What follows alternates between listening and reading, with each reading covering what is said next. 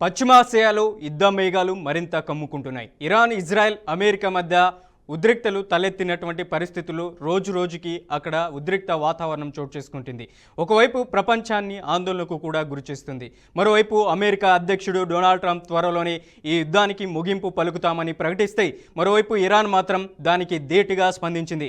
అవసరమైతే అమెరికాతో 10 ఏళ్లైనా యుద్ధం చేసేందుకు తాము సిద్ధమని ఇరాన్ నేతలు ప్రకటించడం పరిస్థితి ఎంత తీవ్రంగా ఉందో తెలియజేస్తుంది.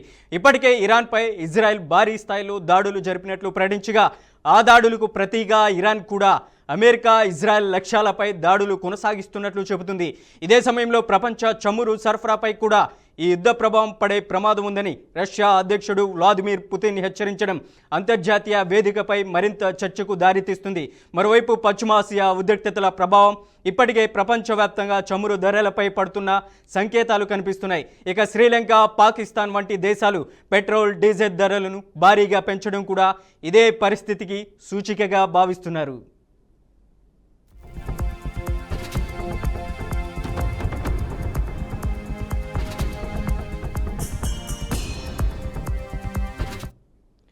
ఇరాన్పై యుద్ధం ముగింపు దశకు చేరుకుందని అమెరికా అధ్యక్షుడు డొనాల్డ్ ట్రంప్ చేసిన వ్యాఖ్యలు అంతర్జాతీయంగా పెద్ద చర్చకు దారితీశాయి. త్వరలోనే ఈ యుద్ధాన్ని ముగించబోతున్నామని ట్రంప్ ప్రకటించినప్పటికీ ఆ ప్రకటనకు ఇరాన్ తీవ్రంగా స్పందించింది. యుద్ధం ముగించేది అమెరికా కాదని, ఆ నిర్ణయం తీసుకునేది తామేనని ఇరాన్ స్పష్టం చేసింది. అవసరమైతే అమెరికాతో 10 ఏళ్లైనా యుద్ధం చేయగల సామర్థ్యం తమకుందని ఇరాన్ అధికారులు ప్రకటించారు. ఇక గల్ఫ్ ప్రాంత భవిష్యత్తును నిర్ణయించే హక్కు కూడా తమకే ఉందని ఇరాన్ నాయకత్వం పేర్కొంది. అంతేకాదు అమెరికా, ఇజ్రాయెల్ లక్ష్యాలపై దాడులు కొనసాగుతాయని హెచ్చరించింది. ఈ వ్యాఖ్యలు రెండు దేశాల మధ్య ఉద్రిక్తతలు మరింత పెరగడానికి కారణమయ్యాయి.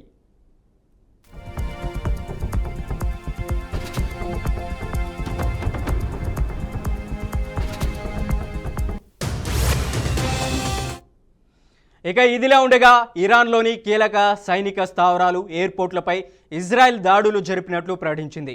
ఇరాన్లోని 6 ఎయిర్పోర్టులను లక్ష్యంగా చేసుకొని దాడులు చేసినట్లు ఇజ్రాయెల్ తెలిపింది. ఈ దాడులో సుమారు 1900 మందికి పైగా ఇరాన్ సైనికులు మరణించినట్లు సమాచారం వెలువడింది.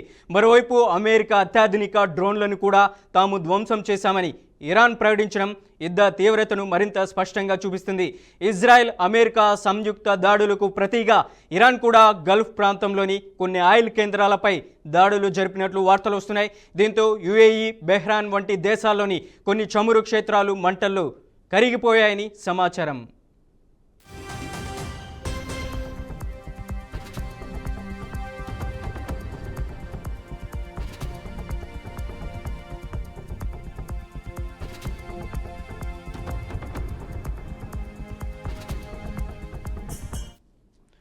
ఈ యుద్ధం ప్రపంచ చమురు సరఫరాపై కూడా భారీ ప్రభావం చూపే అవకాశం ఉందని రష్యా అధ్యక్షుడు వ్లాదిమిర్ పుతిన్ హెచ్చరించారు. యుద్ధం ఇదే విధంగా కొనసాగితే మరో 30 రోజుల్లో హర్ముజ్ జలసంధి మూసివేయబడే ప్రమాదం ఉందని ఆయన పేర్కొన్నారు. ప్రపంచ చమురు రవాణాలో అత్యంత కీలక మార్గంగా భావించే హర్ముజ్ జలసంధి మూసివేయబడితే ప్రపంచవ్యాప్తంగా తీవ్ర ఇంధన సంక్షోభం ఏర్పడే అవకాశం ఉందని విశ్లేషకులు చెబుతున్నారు. ఇదే నేపథ్యంలో పశ్చిమాసియా పరిస్థితులపై అమెరికా అధ్యక్షుడు డొనాల్డ్ ట్రంప్, రష్యా అధ్యక్షుడు పుతిన్ ఫోన్లో చర్చలు జరిపారు. ఇరాన్పై జరుగుతున్న యుద్ధానికి దౌత్యపరమైన పరిష్కారం అవసరమని పుతిన్ సూచించినట్లు సమాచారం.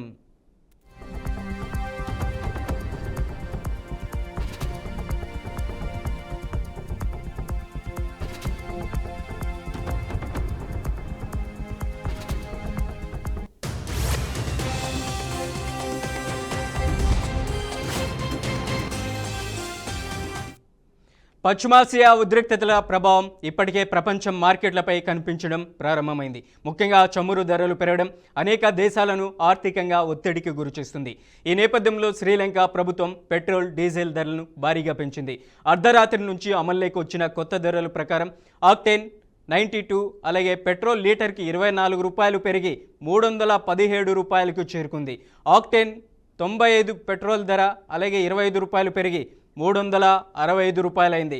ఆటో డీజిల్ ధర 22 రూపాయలు పెరిగి లీటర్ 303 రూపాయలకు చేరుకోగా, సూపర్ డీజిల్ ధర 24 రూపాయలు పెరిగి 350 రూపాయలైంది.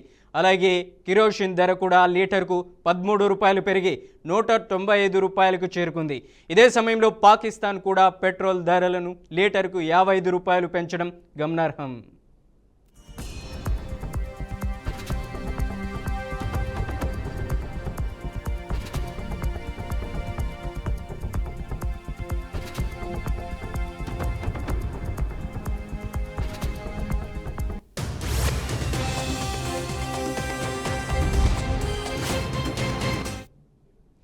ఇక ఇదిలా ఉండగా పశ్చిమాసియా యుద్ధ ప్రభావం ఇతర దేశాల్లో ఉన్న ప్రజలపై కూడా పడుతుంది.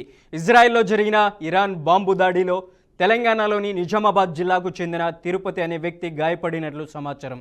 ప్రస్తుతం ఆయన ఇజ్రాయెల్లోని ఓ ఆసుపత్రిలో చికిత్స పొందుతున్నారు. మరోవైపు ఈ యుద్ధం త్వరగా ముగిసే సూచనలు కనిపించడం లేదని ఫ్రాన్స్ అధ్యక్షుడు ఇమాన్యుయల్ మాక్రాన్ వ్యాఖ్యానించారు. ఈ సంఘర్షణ ఇంకా చాలా రోజులు, బహుశా పలు వారాల పాటు కొనసాగవచ్చని ఆయన అభిప్రాయపడ్డారు. ప్రతిపక్షం తమ తుది లక్ష్యాలను ఎలా నిర్ణయిస్తుందో దానిపైనే ఈ యుద్ధం ఎంతకాలం కొనసాగుతుందో ఆధారపడి ఉంటుందని మాక్రాన్ తెలిపారు. ప్రస్తుతం పశ్చిమాసియా పరిస్థితులు ప్రపంచ రాజకీయాలను, ఆర్థిక వ్యవస్థను తీవ్రంగా ప్రభావితం చేసే స్థాయికి చేరుకున్నాయి.